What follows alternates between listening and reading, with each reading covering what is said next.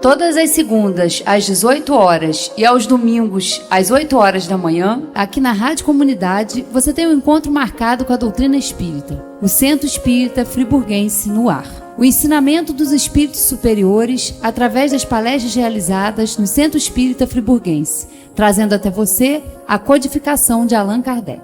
Todas as segundas, às 18 horas e aos domingos, às 8 horas da manhã, o Centro Espírita Friburguense no ar.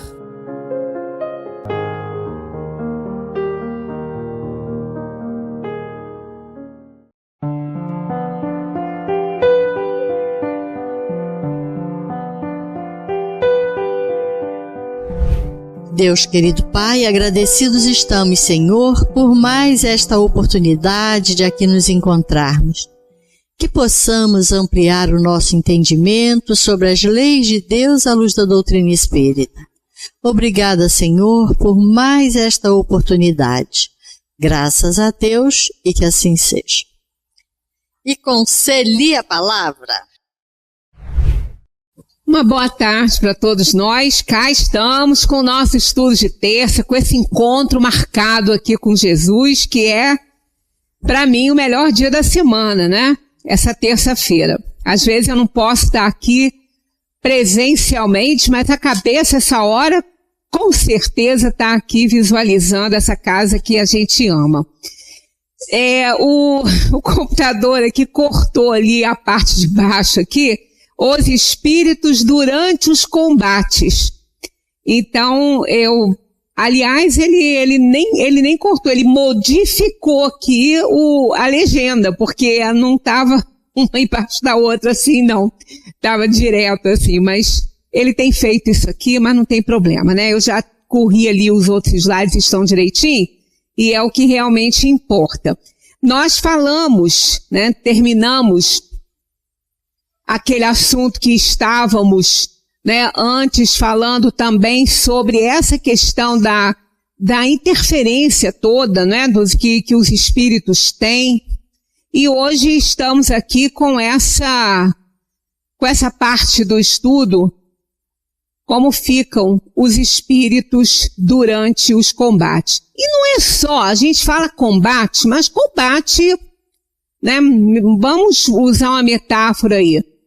Tivemos nas mortes coletivas, que são por catástrofes, como a gente teve lá no Rio Grande do Sul, como nós tivemos aqui em Friburgo, né? Muitas mortes, muitas almas, né? Migrando, voltando para casa, assim, ao mesmo tempo. Então, como fica essa situação? E aqui eles focalizaram mais essa parte dos combates, né, das guerras, porque é muito cruel, né, aquilo ali, porque numa catástrofe ninguém está matando o outro, né, é um fenômeno natural que acontece, até mesmo quando acontece de ser uma guerra mesmo, que os civis, eles não estão nem participando daquilo ali, e no entanto, muitas vezes perece. Por quê? Todo mundo que perece dessa maneira está na hora de ir. Ninguém vai antes da hora se não contribuiu para essa situação. Aqui, né, nesse capítulo, os espíritos focalizaram mais essa questão dos espíritos durante os combates, durante as guerras. Como que fica isso aí? Então vamos acompanhar a orientação que os espíritos têm a nos dar. Eu sempre tenho que utilizar aqui o nosso amiguinho aqui, porque ele não vai, né? Agora ele vai. Pronto. Então, na 541, Kardec pergunta: numa batalha, há espíritos que a assistem e que amparam cada uma das forças em luta, né? Porque tem uma batalha, estão brigando por um território, tem sempre 2 ou 3 ali grandes envolvidos, né? Nós estamos com uma lá, Israel, né? E Jerusalém, tá naquela confusão, os palestinos. Então, os espíritos auxiliam ambas as partes, né? Há espíritos que assistem e que amparam cada uma dessas forças que estão ali em luta, porque a gente fica imaginando como pode os espíritos ajudarem aqueles que estão sem a razão, no caso. Se bem que é difícil a gente medir aí quem é que está com a razão, né? Mas existe, claro. Aquele que está quietinho ali, que não fez nada, o outro quer invadir, né? Sem um motivo, mesmo que tenha, mas ele está numa terra que não é dele. Nós vamos lembrar aqui dessa questão dos espíritos que assistem, que amparam, né? Cada uma das forças em luta. A gente pode ter, nós temos, né? Não é que pode, a gente tem aí um exemplo maravilhoso na história, que foi Joana d'Arc. Né? Que foi Joana d'Arc que teve a influência de espíritos para que ela pudesse cumprir a missão que foi destinada a ela. Ela partiu cedinho, com 13 anos ela começou a ouvir as vozes, né? Hoje ela seria dada como esquizofrênica, né?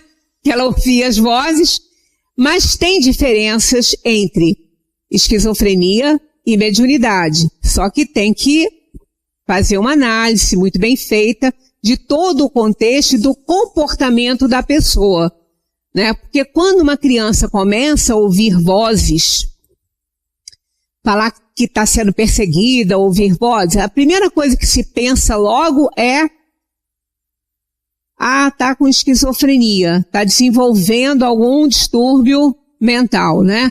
Mas nem sempre, pode ser que sim, pode ser que não. Aí o estudo vai ampliar aí a análise desse caso, né? Se aquela criança começa a mudar o comportamento dela muito efetivamente, aí já tem que se analisar bem essa questão aí, se não é realmente esquizofrenia. Porque a mediunidade não muda esse comportamento. As crianças lidam muito bem com a mediunidade, muito bem. Elas lidam muito bem com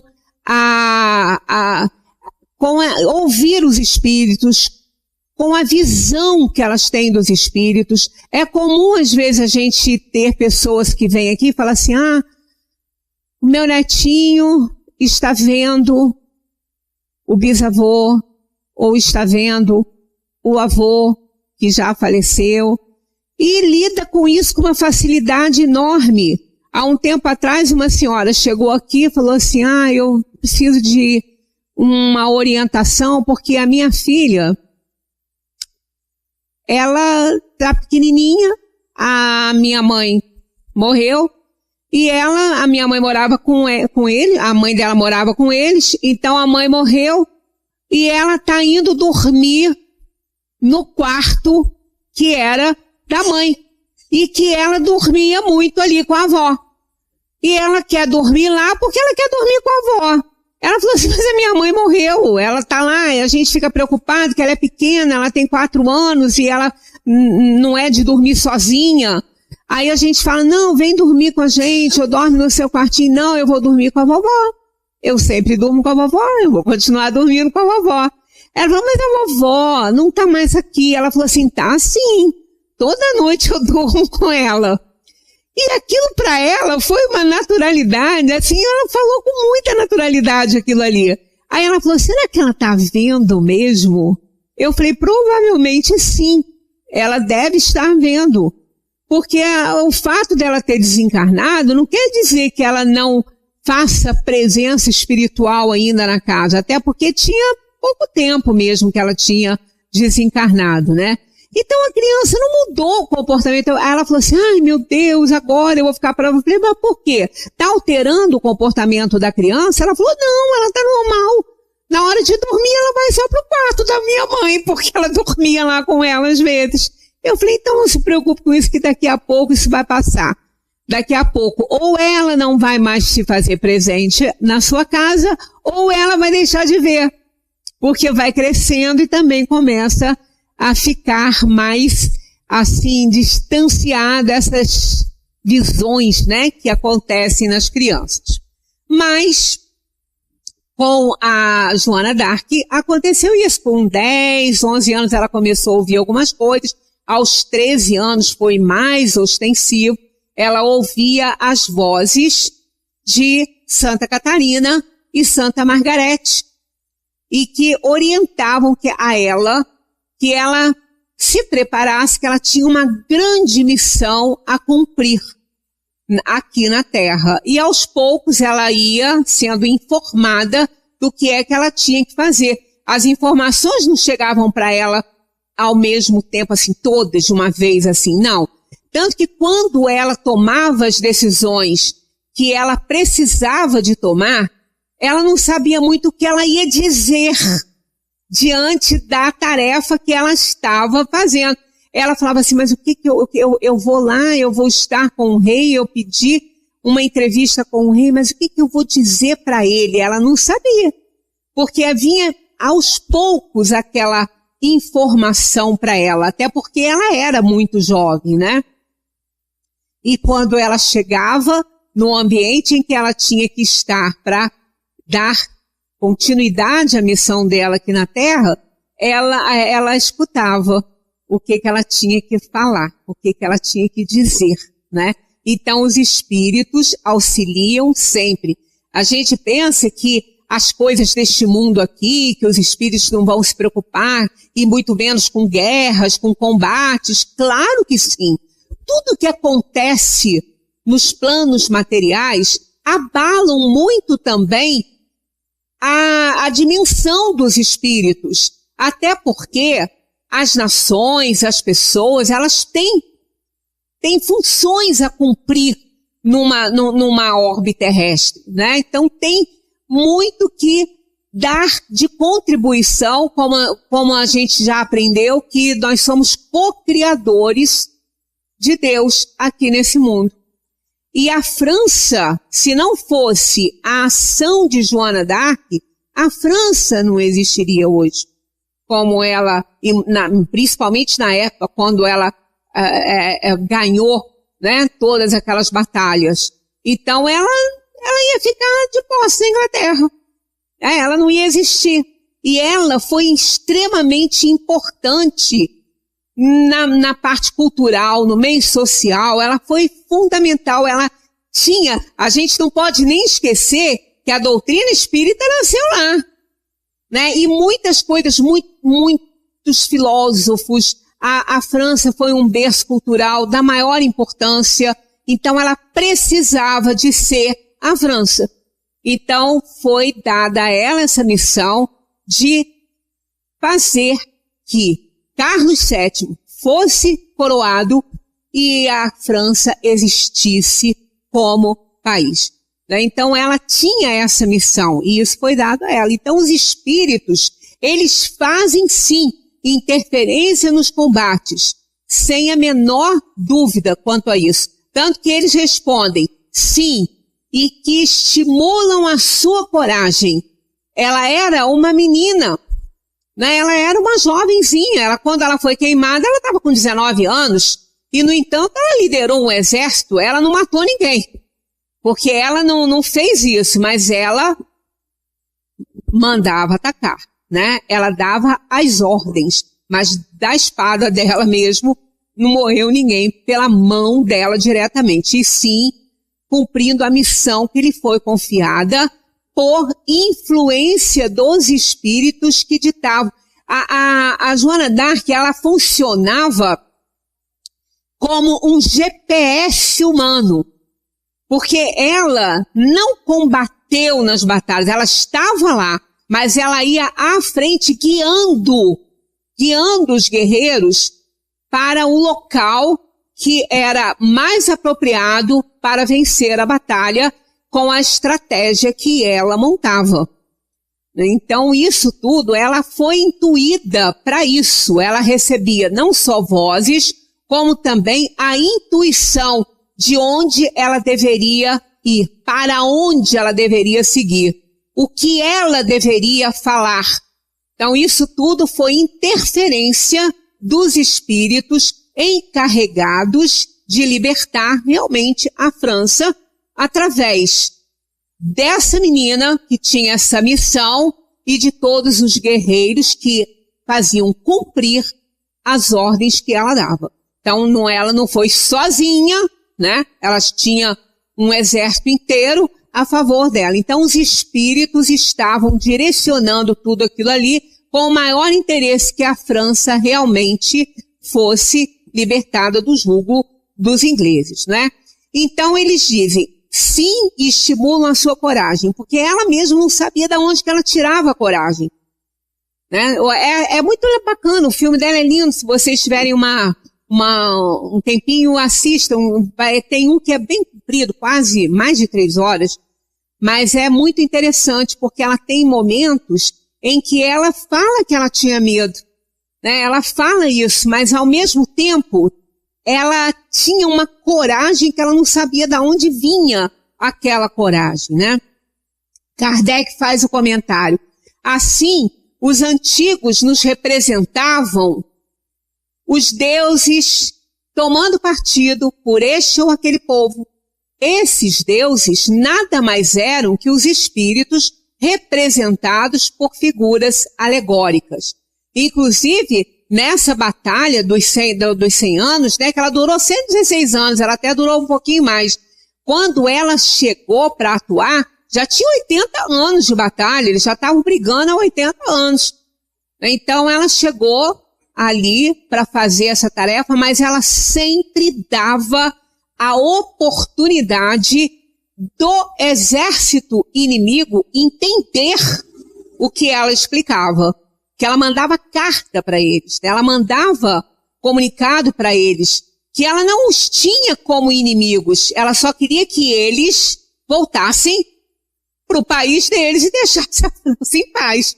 Então, realmente, ela dava oportunidades. Aí, se não cumprisse o que não iam cumprir mesmo, já estava mais ou menos isso aí determinado aí, né, por eles mesmos, então ela mandava atacar. Então, mas sempre sob a supervisão dos espíritos que conduziram aquele desfecho ali dessa Guerra dos 100 anos com muita maestria, porque a França precisava de existir. Ela tinha que ser a França, né? Então, Kardec faz essa analogia aí com os antigos que representavam os deuses tomando partido deste ou daquele povo. Numa guerra, a justiça está sempre de um lado. Como os espíritos tomam partido do lado errado? Porque, na verdade, na maioria das vezes, tem sempre um lado que a justiça está desse lado aí. Ali, por exemplo, era, né? Porque eles estavam invadindo. Era o território francês, né? Mas eles estavam invadindo. Então, a justiça ali estava com a França. Mas não precisava de morrer ninguém dos ingleses. Apenas que eles não recuaram. Aí é outra história, né? Então, como os espíritos tomam partido a favor do errado? Porque da mesma maneira que o exército que está do lado da justiça recebe as influências, o outro também. Da mesma maneira que ela ali estava recebendo a influência de espíritos que lidavam, né, com ela para que a França fosse liberta, também espíritos estavam encorajando os ingleses ali naquele lugar também para não desistir da guerra. Por quê? Porque as influenciações, a gente já tem aprendido isso aqui, a gente tem trabalhado bastante a questão das influenciações. Essas influências, elas não são só para o bem. Nós temos as influências também do mal. A gente sempre coloca aqui que nós nunca podemos impedir uma influência. Nunca. A influência, ela vai sempre acontecer. Porque existe uma conexão direta entre o plano material e o plano espiritual através dos pensamentos, do padrão vibratório de cada um. Aí sim, o que nós vamos conseguir é determinar a qualidade dessa influência. Se estivermos com os pensamentos bons, nós vamos receber boas influências. E, se não, nós vamos receber influências ruins, porque é a lei da atração, né? Se nós tivermos com uma sintonia ruim, nós vamos atrair outras inteligências com a mesma sintonia ruim. Então, da mesma maneira que tem um grupo de espíritos influenciando um lado, tem o outro grupo de espíritos influenciando o outro lado. E se um lado está com a justiça, esse lado vai ser influenciado pelos bons espíritos e o outro lado não vai ser influenciado pelos maus espíritos que estão fazendo aquilo que não deveriam estar fazendo, como foi o caso nessa batalha aí dos 100 anos entre a França e os ingleses, né? Aqui eles dizem, sabeis perfeitamente que há espíritos que só buscam a discórdia e a destruição. Para eles, a guerra é a guerra. A justiça da causa pouco lhes importa.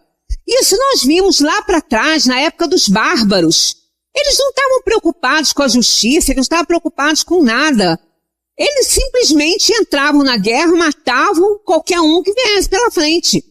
Eles não estavam preocupados para ver quem tinha razão, quem estava certo ou quem estava errado. Isso não era o que importava e fazia parte dos pensamentos deles, né? Então a gente sabe que nós estamos num plano de provação e expiação. A maioria encarnado na Terra são espíritos devedores, espíritos em expiação. E aí a gente sabe que a maioria é inferior por conta disso. Por isso que a Terra é um plano de provação e expiação. Porque os espíritos precisam de expiar os seus erros passados. E nessa expiação também se juntam as provas. Então toda expiação é uma prova, mas nem toda prova é uma expiação. Porque tem provas que apenas estão mostrando para o próprio espírito que ele já é capaz de vencer determinadas situações, sem nenhum sofrimento. Isso é uma prova. E a expiação sempre carrega dor, sofrimento, sempre carrega revolta, porque é muito fácil. A gente faz o que não deve, mas na hora de consertar o erro, a gente não acha que a gente tem que fazer isso, né? E principalmente as pessoas que não são espíritas, já falam assim, eu tô pagando por quê? Porque eu fiz lá em outra vida. Mas não era eu, era sim, era você. Se não era esse corpo, não era essa personalidade, mas era você. Era você que estava fazendo o que não devia lá atrás. Era você que estava cometendo crimes e delitos lá em encarnações pretéritas. Porque uma Coca-Cola não deixa de ser Coca-Cola porque ela está na garrafa de um mate ou de uma Fanta. Ela não deixa de ser Coca-Cola, por isso que ela mudou de garrafa. A garrafa é apenas o envoltório dela, né? O recipiente dela, como o corpo é o recipiente aí, né? Os espíritos se utilizam de personalidades, de corpos geneticamente oferecidos pelos pais, para cumprir as suas tarefas e para dar continuidade ao seu aperfeiçoamento, sua evolução. Então você sim, foi você que fez, você que cometeu os delitos pelos quais você hoje está pagando, né? Porque ninguém comete erros e enganos e fica por isso mesmo. Da mesma maneira que as nossas boas ações não se perdem, as más também não. Elas vão ter que ser resgatadas por cada um de nós. Cada um que fez que vai resgatar. Então é claro que isso está tudo dentro de um contexto e a gente sabe que aqui se faz, aqui se paga. Não tem esse ditado? Aqueles que não são, né, reencarnacionistas, falam assim, vocês param com esse negócio de reencarnação, porque, aqui se faz, aqui se paga. Só que eles estão pensando numa única vida. Eu fiz e eu vou pagar nessa vida. E nós temos a visão da pluralidade das existências e que aqui se faz e aqui se paga. Você fez, então você vai reencarnar, você vai retornar, você vai sentir o espinho na sua carne, que você espetou na carne do outro, como diz Paulo, né? O bem que não quero, o bem que quero esse não faço, e o bem que quero não faço, e o mal que não quero esse faço. É o que Paulo dizia. E isso é o quê? Nada fica sem resposta, nós vamos ter que resgatar. Então muda a personalidade, mas a alma fica ali, né? Tendo que resgatar o passado. Foi o espírito que fez a individualidade que cometeu o crime, não foi o corpo morre. O corpo é matéria. Matéria não gera pensamento. O pensamento é a alma.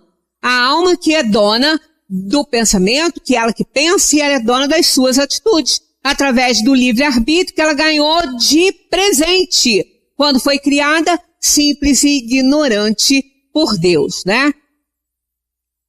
Bem, na 543, os espíritos dizem para Kardec, quando ele pergunta assim, certos espíritos podem influenciar o general na concepção dos seus planos de campanha? Aí a gente retorna com Joana d'Arc novamente, né? E eles dizem, sem nenhuma dúvida, os espíritos podem influenciá-la nesse sentido, como em todas as concepções, né? Então, não só na guerra, em todas as situações, os espíritos podem nos influenciar e influenciam. Então, por isso que a gente tem que cuidar muito dos nossos pensamentos. Aquela rogativa de Jesus, vigiai e orai, que muita gente coloca o orar na frente, orai e vigiai, não é assim, não deve ser assim para o que essa frase se propõe, para o que esse recado se propõe, porque não está assim escrito lá no Evangelho. Tá? Vigiai e orai. Por quê? Vigia teu pensamento. Vê o que você está pensando. Vê o que você está querendo fazer. E ora para que você receba ajuda para fazer se for bom ou para não fazer se não for ideal. Então, vigiai vem antes. Primeiro eu preciso saber os meus pensamentos, para depois, então, eu orar. Para saber o que eu vou pedir, né? Para saber o que eu vou pedir, a quem eu vou me dirigir, o que eu vou pedir. Então, se os meus pensamentos não forem bons, se eu não estiver fazendo algo que eu considere ilícito e a gente acaba sabendo que está errando, porque nós estamos num nível de evolução que a gente já sabe muito bem definir o certo do errado, aí sim, se pensamentos ruins estão me invadindo, eu vigiei meu pensamento e vi isso. Eu vi o que eu estou pensando, então eu vou orar para pedir ajuda aos espíritos, ao meu anjo da guarda, para tirar esses pensamentos da minha cabeça. Então, por quê? Porque o pensamento é tudo, é a maior arma que a gente tem. Ele alcança o universo. Ele vai a todos os cantos do universo. É vibração. Pensamento, ele não é matéria porque ele é gerado pela alma, mas ele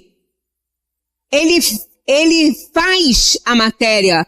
Ele utiliza os fluidos do perispírito, que é matéria quintessenciada, para se expandir num padrão vibratório que alcança o universo.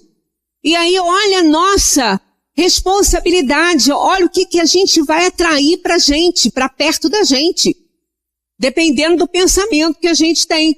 Então a gente precisa muito vigiar os pensamentos, ver o que está pensando e orar, pedir ajuda a Deus, ao anjo da guarda, se esses pensamentos não forem muito bons, para que a gente possa se livrar deles. Porque eles são a grande arma que a gente pode ou ferir alguém ou ser ferido por alguém. Porque no momento que o meu padrão vibratório está ruim e eu não me importo, eu estou lançando esses pensamentos e eu vou receber a mesma coisa. Porque eu vou atrair os mesmos pensamentos que vão fazer em mim um grande estrago também. Então é importante que a gente pense muito bem. Então a influência a gente não pode evitar, mas a gente pode evitar a qualidade ruim ou boa. Boa não vamos evitar, né? Mas a ruim sim, desses pensamentos que chegam para nós. Então, com essa questão, certos espíritos podem influenciar o general na concepção de seus planos de campanha? Sem nenhuma dúvida. Sem nenhuma dúvida. Tanto que quando, às vezes, a gente vê o depoimento de alguns, né, na história de alguns generais, eles falam, eu sabia que eu ia conseguir, eu tinha certeza que eu estava certo. Eu tinha certeza que a estratégia era essa. Por quem é que dava essa certeza? Quem é que dava a ele esse conhecimento? Os espíritos. Os espíritos que o estavam intuindo. Tanto que a resposta dos espíritos é essa aqui, ó. Os espíritos podem influenciá-la nesse sentido, como em todas as concepções. Os maus espíritos poderiam suscitar-lhe planos errados, com vistas à derrota? Claro que sim. Por quê? Se eles não são bons, eles não têm interesse que a coisa fique bem. Né? Então a resposta é essa, sim. Mas não tem ele o seu livre-arbítrio? Se o seu raciocínio não lhe permite distinguir uma ideia certa de uma falsa, terá de sofrer as consequências e faria melhor em obedecer do que em comandar. Olha, se um general, ele não tem condição de saber se aquele pensamento, se aquela influência que ele está recebendo, que ele não sabe de onde é, se o pensamento que lhe está sendo sugerido, se ele não tem essa ideia, se é bom ou ruim, ele não pode comandar.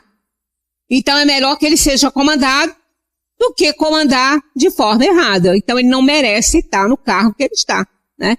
Então os espíritos podem sim, da mesma maneira.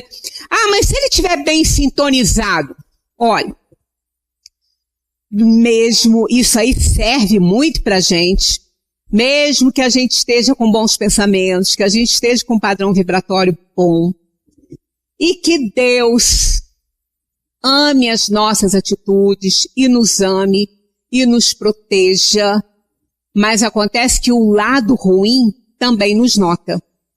O lado ruim também nos quer, até pela simples razão que somos amados por Deus. Então, quem é, né, eleito por Deus, isso dá um incômodo, não dá? Quando a gente fala eleito por Deus, Deus tem eleito? Como assim? Né? Como assim? Como Deus pode ter seus eleitos? Ele tem preferência? Ele gosta mais de Maria do que de Joana? De Pedro do que de Paulo? Não. O eleito, quando se fala nos eleitos de Deus, Deus elege o espírito pela sua própria ação. É quando o espírito faz o que tem que fazer, é quando ele dá de si tudo que ele pode oferecer em favor do bem. Ele está se candidatando aí a ser eleito por Deus. Não é Deus que pega e elege esse ou aquele para ele. Não.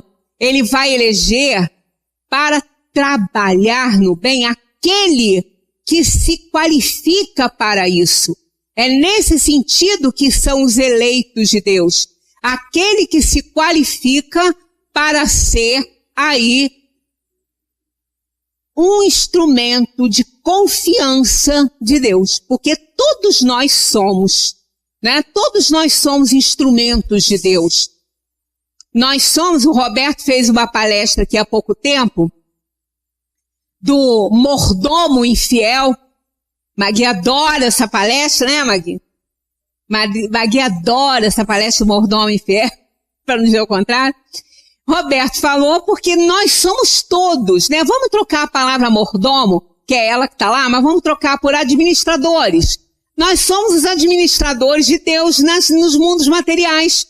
Porque esse mundo não é nosso. Alguém fez ele? Alguém construiu ele? Não, ele não é nosso. Então nós estamos aqui usando esse mundo. Não é? Essa casa não nos pertence, tá ali, ó. Essa casa não nos pertence, essa casa é de Deus. Né? Nós temos ali Zé que gostava muito desse globinho, ele botava aqui, ficava girando o globinho. Aquilo ali não é, essa casa que a gente mora não é nossa. Né? Nós não temos a terra, nós não construímos, nós estamos aqui. Então, chega um determinado momento que o dono da casa fala assim, ô fulano, eu vou te despejar. Porque não dá, você não cuida. Você está destruindo, você não cuida da casa, ela não é sua. Você está morando, você tem que zelar por ela. Né? Então, aí entra em ação o dono da casa. E foi isso que aconteceu na Guerra dos 100 Anos, isso que acontece em outras tantas guerras, né? Porque é o dono da casa entrando em ação para opa, para aí, vamos parar com esse negócio. Você não vai destruir o que não é teu. Aí é que entra o dono da casa para acabar com a farra, acabar com a bagunça, né? E aí vai seguindo em frente, outros espíritos vêm, vão usando bem ou mal o livre-arbítrio e vai até onde pode ir. Aonde a gente encontra também essa certeza? Parábola do filho pródigo. É outra que eu amo, que eu adoro, porque isso é a representação da nossa situação em planos de provação e expiação. Essa parábola, ela nem deveria se chamar parábola do filho pródigo, ela deveria chamar parábola do filho pródigo e do egoísta. Porque o bonzinho, que todo mundo acha bonzinho, que ficou em casa com o pai, que não desperdiçou a fortuna, não quis receber o irmão. E ainda falou pro pai, este teu filho nem achava que era irmão dele. Então ele era bonzinho? Coisa nenhuma. Ele não era bonzinho, ele ficou com o pai no interesse de ficar com tudo que o pai tinha. Então, ali a gente vê, agora, o que aconteceu com o filho pródigo?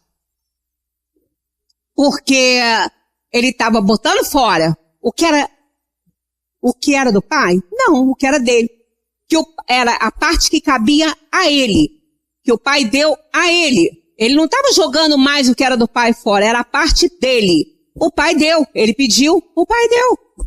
E ele começou a jogar fora, jogar fora, jogar fora. Ele foi até onde ele podia ir. E esse pai deixou porque sabia que ele voltaria. Porque Deus sabe de todas as coisas, né? A gente pode fazer um monte de bobagem que a gente faz, mas vai chegar num momento em que a gente vai retomar o endereço de Deus, porque a gente não vai aguentar, que foi o que aconteceu com ele. Ele foi até onde até os porcos comiam melhor do que ele. E nem a comida dos porcos ele tinha. Aí ele achou o endereço do pai de volta, e volta e retorna. Isso acontece com todos nós. A gente pode fazer as bobagens que a gente fizer, mas a gente vai retornar à casa do pai. A gente vai voltar. Somos imortais. Né? A gente não se destrói. O corpo morre e a gente permanece. Então somos imortais. E quando a gente tem as nossas batalhas nos planos materiais, por pior que elas possam ser, elas vão acabar. Vai passar. Tudo passa. Somos imortais e depois, olha o tempo. A gente luta tanto nessa terra. 100 anos aqui é um piscar de olhos na espiritualidade, segundo os espíritos dizem, fazendo uma correlação. Então essas coisas todas, a gente precisa de entender. E tem uma outra questão aqui muito interessante que a gente vai chegar lá, né? Então, aqui os espíritos deixam bem claro. Eles não têm o seu livre-arbítrio, quer dizer, o general que não sabe discernir uma influência boa da ruim, nem merece ser general, né? 5.4.5, olha só. O general pode, algumas vezes, ser guiado por uma espécie de dupla vista, uma visão intuitiva que lhe mostre por antecipação o resultado dos seus planos. Exatamente o que aconteceu com Joana d'Arc. Ela tinha dupla vista. Joana d'Arc foi uma médium excelente. Ela via com antecedência a vitória que ela teria. E ela teria a de Paris também. Mas o que aconteceu ali? Ela já tinha cumprido a missão dela. Qual era o auge da missão de Joana d'Arc? Coroar Carlos VII. Que era ele que tinha que ser o rei. Não era um bom rei. Não era e não foi um bom rei. mas por influência do que ela fez, ele se tornou um rei um pouco melhor, mas ele era essencial para a França. Então foi por isso que ele foi ajudado. Então a função principal de Joana d'Arc foi coroar Carlos VII. E ela conseguiu isso. E ela foi louvada por isso. Isso foi antes, porque quando ela queria lutar por Paris, ele a traiu. E ela foi vendida aos ingleses. E foi aí que ela foi condenada, não por outras coisas que a gente pensa, porque era uma guerreira. Não, porque ela foi considerada bruxa, feiticeira, herege, porque o próprio bispo da igreja que armou tudo para que ela fosse morta na fogueira, para ela não interferir, porque a força dela ficou muito grande, né? E ela era camponesa. Então ela era uma ameaça, socialmente falando, para o rei. Apesar de ter sido por conta dela que ele foi coroado. Então, mas ela veio só para cumprir aquela missão. Por isso que ela foi entregue pela maldade do rei, que a traiu e que a vendeu por dinheiro. Ela foi presa por eles e ela foi então condenada por um tribunal armado, que não tinha nada a ver, e ali então ela foi queimada. Mas ela foi avisada disso antes. Ela foi avisada por esses espíritos que ela seria traída, mas que isso fazia parte do contexto, que ela aceitasse isso. Tanto que ela fala para o seu um capitão, o mais alto depois dela ali, que ele não fizesse nada para salvá-la, porque fazia parte desse contexto. Então ela é levada e ele fica amarrado por ela mesma, pelo pedido que ela mesma fez. Então aí sim, na hora que ela estava, mas ela fez tanto e ninguém salvou? Santa Catarina, Santa Margarete, Miguel Arcanjo, porque ela também, a primeira aparição para ela foi Miguel Arcanjo.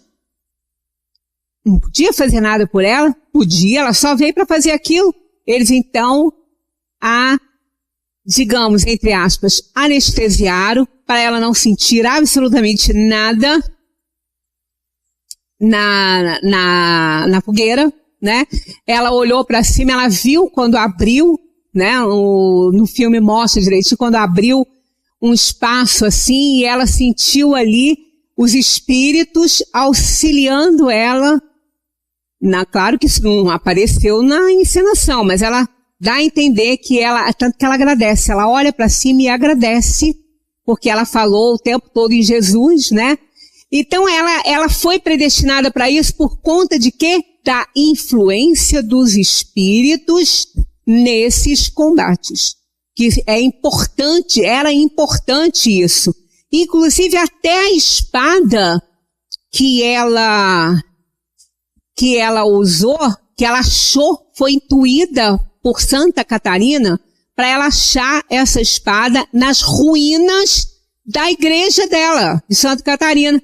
Ninguém sabia que ele estava ali. Pois ela chegou lá, ela foi GPS, os espíritos fizeram ela de um GPS, ela encontrou a espada enterrada lá, toda suja, toda enferrujada, toda acabada.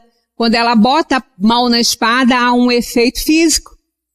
E a espada fica novinha, brilhando, como se tivesse acabado de sair da prensa, né? Muito novinha e tudo. E aquela espada, ela pertenceu a Marcel Martel, parece, que foi aquele que fez a libertação da Europa cristã, né? Avô de Carlos Magno. Então, realmente, essa era a missão dela. E ela usou aquela espada para ela, mas ela não matou ninguém com aquela espada. E era uma espada que ela era diferente, ela tinha um monte de cruzinha assim vermelha desenhada nela. Porque quem puxou muito isso do avô foi Carlos Magno, que as espadas de Carlos Magno eram belíssimas, todas desenhadas, todas maravilhosamente artesanais ali, mas a do avô era assim também, tinha aquelas cruzinhas vermelhas, né? E ela então consegue tirar com a maior facilidade aquela espada, e quando ela passa a mão assim na espada, a espada volta a ser o que ela era quando ela era nova. E essa espada teve um significado fortíssimo, que foi a libertação da Europa cristã, né? Depois ele se tornou imperador. Carlos Martel. Então é muito importante, a história é muito bonita, e ali a gente vê direitinho a ação dos espíritos diante de um gênio, né? Que ela falava coisas que ela não podia nem imaginar saber, e ela era analfabeta. Quando ela assinou lá no julgamento dela, ela teve que fazer cruzinha, porque ela não sabia, ela era analfabeta. Então não tinha nem chance dela ter lido nada em lugar nenhum, né? Então aqui, isso foi exatamente o que aconteceu com ela. Ela era portadora de dupla vista, e eles dizem assim: é frequentemente o que acontece com o homem de gênio. Ela era um espírito que se tornou ali a donzela, né? Que isso estava previsto, já havia essa profecia que apareceria uma donzela que iria salvar a França, né? É o que ele chama inspiração, e lhe permite agir como uma espécie de certeza. Essa inspiração lhe vem dos espíritos que o dirigem e se servem das faculdades de que ele é dotado. Então esses espíritos são escolhidos para isso. E ela foi queimada na fogueira. Um parêntese aqui, que é uma curiosidade. É claro que a afirmativa, eu não vou fazer isso aqui, até porque eu nem sou a favor desse negócio de ficar questionando, fulano é a encarnação de Beltrano, de Ciclano, de não sei o quê, Chico foi Kardec, não foi Kardec. Então, essas coisas não ajudam em nada, só atrapalham, né? Só atrapalham porque os que são contra e debatedores disso começam a falar que os espíritos são malucos, aí os próprios espíritas no meio espírita começam a falar isso, um monte de bobagem também. Então isso só atrapalha, não ajuda. Mas a de Joana d'Arc é um pouco diferente. Foi Leon Denis, que foi contemporâneo lá de Kardec.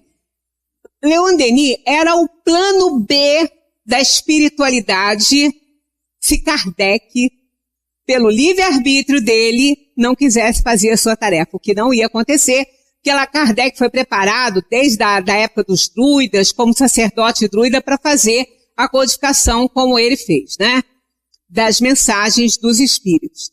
Mas Leon Denis, era o plano B. Caso Kardec não aceitasse, porque todo mundo tem seu livre-arbítrio, era através de Leon Denis que viria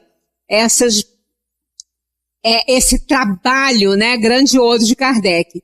E Leon Denis escreveu um livro sobre Joana d'Arc, naquela época lá, através de comunicações que vinham na Sociedade Espírita, lá de Paris, falando sobre esse fato. Então, ele eu não li esse livro, inclusive eu estou até querendo ler, mas eu ainda não li, mas ele deixa bem claro que ela foi Judas reencarnado, a Joana d'Arc.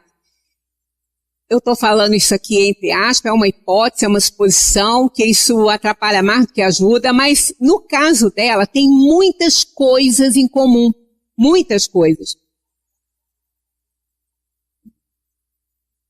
Ela amava, ele amava Jesus, porque isso não se discute mais, né? As histórias e toda a análise feita da obra de Jesus e de Judas, ele foi o apóstolo mais inteligente que mais amou Jesus, porque ele foi um dos únicos que acreditou que ele era Jesus, que ele era o Filho de Deus que veio, né, que Deus enviou ao mundo para salvar a humanidade. Ele sabia disso, ele tinha certeza. Por isso que ele fez o que ele fez. Porque ele, na cabeça dele, ele estava forçando Jesus a dar uma guinada, porque Jesus, ele estava achando que ele estava muito calmo, que ele não estava brigando como ele tinha que brigar, porque ele tinha o lado mundano dele também, embora ele conhecesse, sabia quem era Jesus e a que ele veio, ele sabia. Tanto que quando ele viu que Jesus não fez o que ele esperava que fizesse, que ele realmente se rendeu e se entregou à crucificação, ele se mata. Antes de Jesus. Né? Enquanto Jesus estava para ser minutos antes da crucificação, Judas se suicida. E foi exatamente isso, né, que foi a dor maior dele, e a vida dele foi com muitas dores e sofrimentos depois, mas a última dele, segundo Leon Denis, foi Joana. E tem muitas coisas que batem, né? O fato de ter sido, ela foi vendida por dinheiros, como ele vendeu Jesus. Não estamos comparando Joana com Jesus, não, porque não é esse o caso. Apenas as circunstâncias, né, que aconteceram ali. Também ela foi para o sacrifício, como Jesus foi para o sacrifício também. Então muitas coisas batem, né, na vida do resgate dela, sendo, né, no caso aí, a reencarnação dele. Como no caso, a gente tem provas no Evangelho mesmo, que João Batista era Elias, reencarnado, na personalidade de João Batista. Então são situações que falam assim, mas ela não foi salva? Ela foi salva. O corpo dela que morreu, porque isso já estava previsto, como o de Jesus também, né? Como Jesus também foi, mas foi o auge da vitória do bem sobre o mal, porque depois Jesus vem, retorna em corpo espiritual e mostra realmente que ele venceu o mal, que ele venceu a morte, que segundo Paulo é o último inimigo a vencer, né? Então essas coisas batem muito na história dos dois. E Leon Denis afirma isso no livro dele, né? Que essa afirmativa veio nas comunicações que teve lá na Sociedade Espírita de Paris. Então não é como essas crendices e disse-me disse que fulano foi esse, fulano foi isso, foi aquilo, que eu nem me preocupo com isso e nem leio, porque realmente não vale muito a pena. Mas essa daí foi de uma forma diferente, então eu não duvido não. Tá? Não posso afirmar, mas duvidar também não duvido não, né? Então aqui é o que se chama inspiração e lhe permite agir com uma espécie de certeza. Ela tinha certeza. Quando ela tomava aquela providência, ela tinha certeza. Ela tinha certeza, como ela tinha certeza que ela ia vencer em Paris também, se ela não tivesse sido traída. Mas por que que foi? Por que que Santa Catarina, Santa Margarete, por que elas não protegeram São Miguel Arcanjo? Porque não era para ser. Ela tinha já terminado a missão, que a missão dela era coroar o rei. Então isso tudo está dentro de um contexto. Por isso também, quando a gente fica pensando na nossa terra tão estragada, né? Nos dirigentes do planeta, né, que é uma corrida atrás do ouro, é uma ambição, a gente está vendo lá a Rússia com a Ucrânia, Israel, né, com a Palestina. Então são coisas que a gente fica entendendo, gente, mas como é que são necessárias essas situações? É necessário para o aprendizado do ser. Kardec repete, né, em várias situações, e tem uma que está bem clara, que o mal, é necessário que o mal chega num extremo para que se reconheça a necessidade do bem, de fazer do bem e das reformas. Então isso faz parte. E quem perece nas guerras, quem perece nos combates, tem que partir, senão não estava ali, né? No tumulto do combate, o que acontece aos espíritos dos que sucumbem? Aqui não é ponto vírgula, é só uma vírgula, mas pegou, né? ainda se interessam pela luta após a morte? E eles dizem, alguns continuam a se interessar, outros se afastam. Isso acontece em toda morte coletiva, né? Cai um avião, explode o avião, é um navio ou uma catástrofe como essa, que às vezes acontece por fenômeno natural. O que acontece ali, né? Aos espíritos que estão ali desencarnando. Primeiro, há uma assembleia de espíritos ajudando, tanto nos combates quanto nas catástrofes de fenômenos naturais, eles estão atuando, porque essas coisas já são previstas. Nada acontece sem que Deus dê o seu aval. E quando ele permite, não quer dizer que ele é conivente, é porque é necessário. É necessário para o aprendizado daquelas almas que ali estão. Então o mal às vezes precisa crescer a um ponto que a pessoa reconheça a necessidade do bem. É o que aconteceu com o filho pródigo. Ele chegou a um ponto tão ruim da vida dele que ele teve necessidade de retornar para a casa do pai. Então isso é uma metáfora que faz que a gente erre e depois a gente reconheça, não, eu preciso fazer o bem, eu tenho que melhorar. Eu vou fazer minha reforma e vou achar o endereço de Deus de volta. E assim acontece com todos nós. Isso é natural. É assim mesmo que acontece, não é? Aqui alguns continuam a se interessar, outros se afastam, assim como a gente fala, todo mundo é socorrido junto. Não pode, porque tem uns que nem entendem nada. O espírito livre do corpo, ele se projeta para onde ele estiver sintonizado. E pode ser que ele entre num padrão vibratório que ele nem veja nada daquilo que está acontecendo ali. O mesmo ocorre também nos combates. Kardec comenta, nos combates acontece o mesmo que se verifica em todos os casos de morte violenta. No primeiro momento, o espírito fica surpreso e, como aturdido, não acreditando que está morto. Parece-lhe ainda tomar parte na ação. Não é senão pouco a pouco que compreende a realidade. Então, à medida que ele vai passando, que vai compreender a realidade, ele então muda o seu comportamento, né? Os espíritos que se combatiam quando vivos, após a morte se reconhecem como inimigos e continuam ainda excitados uns contra os outros, eles respondem, nesses momentos, o espírito jamais se mostra calmo.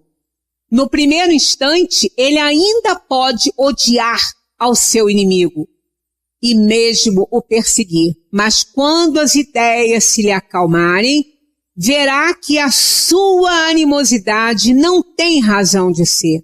Não obstante, poderá ainda conservar resquícios maiores ou menores de acordo com o seu caráter. Houve ainda o fragor da batalha. Às vezes, quando o espírito desencarna e que ele vê o que aconteceu, e ele entra ainda, ele sai, vê o corpo, vê o que tá, ouve o fragor da batalha, ele ouve aquele barulho, ele vê tudo, e o outro inimigo dele ali também, isso. Mas quando eles se emancipam, eles olham para aquilo ali com outros olhos. Alguns não, permanecem ainda como está falando aqui. Mas outros que não estavam ali para matar ninguém, para prejudicar ninguém, nem para cometer crueldade, quando acontece essa emancipação, eles olham aquilo ali com pesar, porque realmente aquilo é do mundo.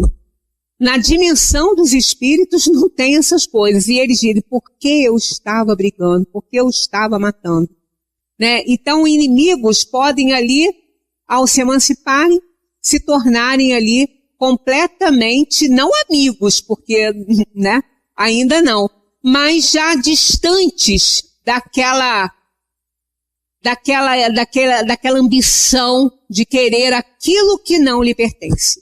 Porque nós não temos absolutamente nada nesse mundo. Daqui a gente não leva nada.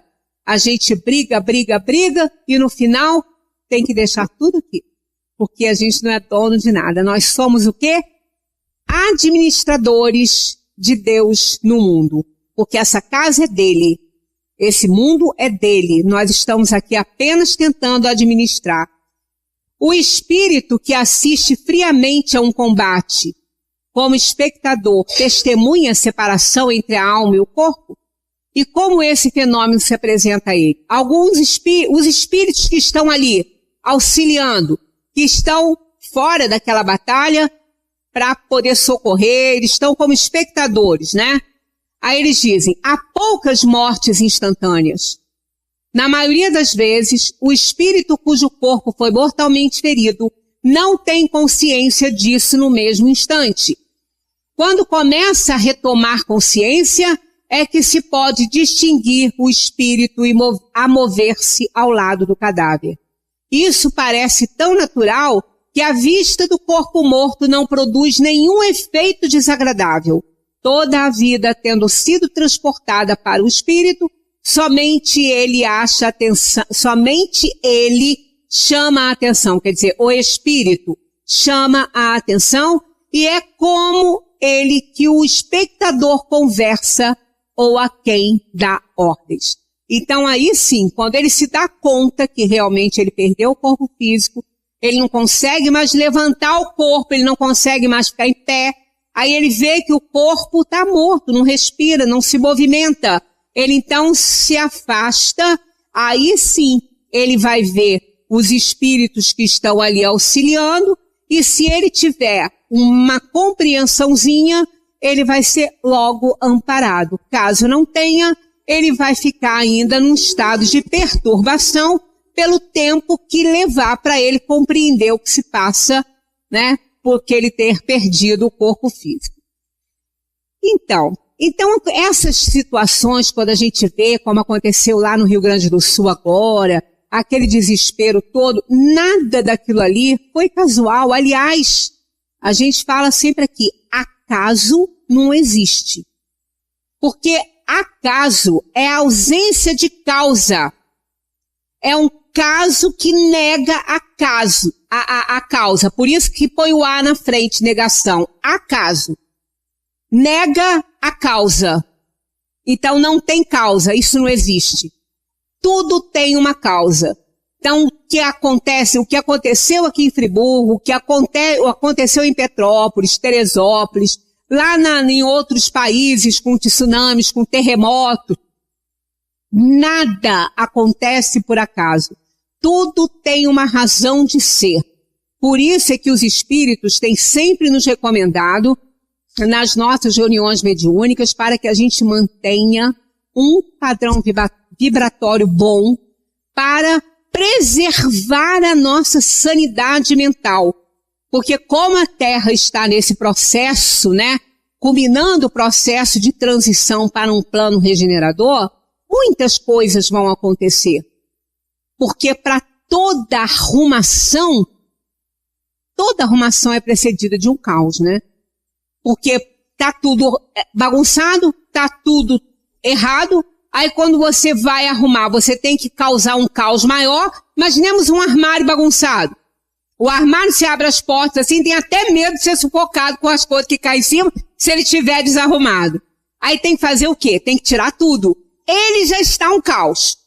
E vai ficar um caos maior em cima da sua cama, porque você vai tirar aquilo tudo para botar para ali, aí vai ver o que serve, o que não serve, o que vai para doação, o que não vai, o que não presta mais. Aí olha o caos que fica o quarto. É igual fazer limpeza, né? Fazer uma limpeza nas paredes, pintar, é um horror. Mas vai ficar tudo bonitinho depois, vai ficar tudo arrumadinho. Mas o caos acontece. E a gente está vendo acontecer isso com a nossa querida Terra, né? Ela está passando por esse processo aí de transição para um mundo de regeneração. E aí os espíritos que estão aqui, nós estamos tendo, quem sabe, a última oportunidade de merecer a terra prometida, que é a terra regenerada. Se formos obedientes, voltaremos para ela. Se não, iremos para um mundo de acordo com o nosso nível evolutivo. Muita paz para todos. Chegue em casa, dê uma olhadinha. Assista o filme de Joana d'Arc, vale a pena. É grande, mas vale a pena. Porque tem muitas lições ali. Porque ela questiona muitas vezes até o próprio Deus, né? Sobre as mortes que aconteciam dos franceses e dos ingleses. Porque na cabecinha dela, Deus ama, a todos. E é verdade, né? Então Deus não quer ver a desgraça de ninguém. Deus está à parte das nossas dores e sofrimentos. Ele não é responsável. Nós é que somos pelo mau uso do livre-arbítrio. Muita paz para todos.